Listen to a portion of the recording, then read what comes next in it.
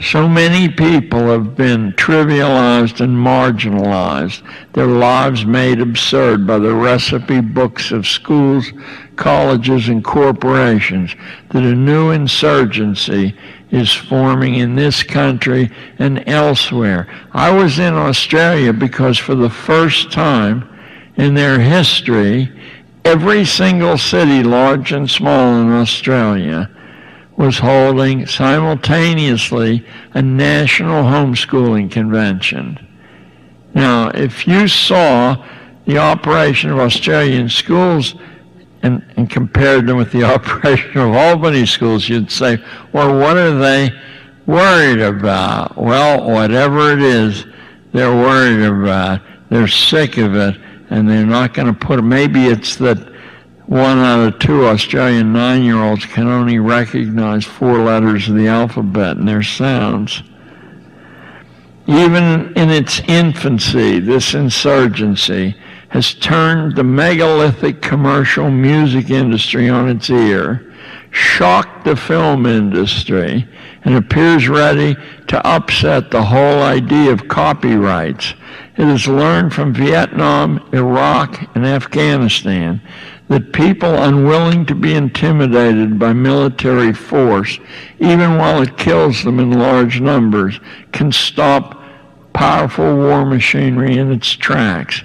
The day of the expert is over. The handwriting is on the wall for all institutions, I think, although tyrannies will give them artificial life a little longer. The young French poet Rimbaud said something at 19 which fits this moment. And this is a quote from that fella. This is a time of the sweat bath, of oceans boiling over, of underground explosions, of the planet whirled away, of exterminations sure to follow. Article 28 of the Declaration of the Rights of Man, published in 1789 and inspired by our own revolution, reads, quote, "One generation cannot subject to its law future generations. The existing rituals between childhood and adulthood don't work anymore. We need to think the rules again from scratch." One thing unifies all alternative school practice, and that is a rejection of the formula of institutional schooling.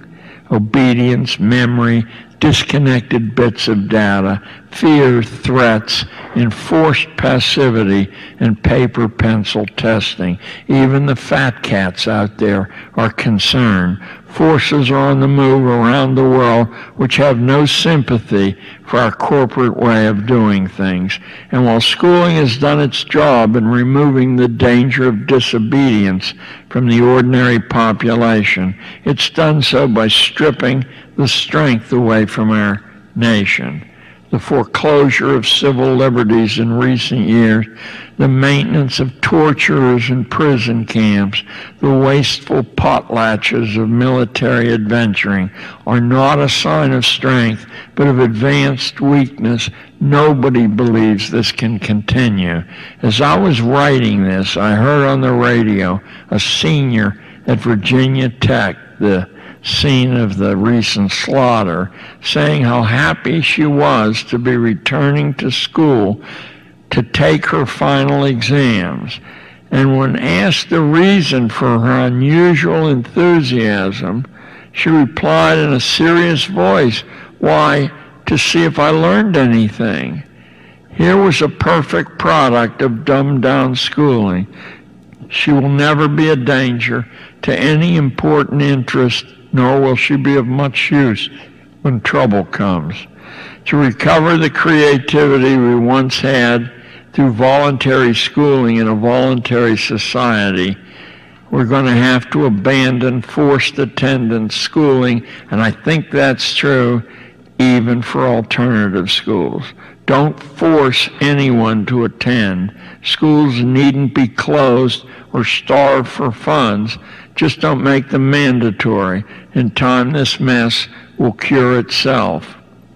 Genius has always responded to liberty, not rules.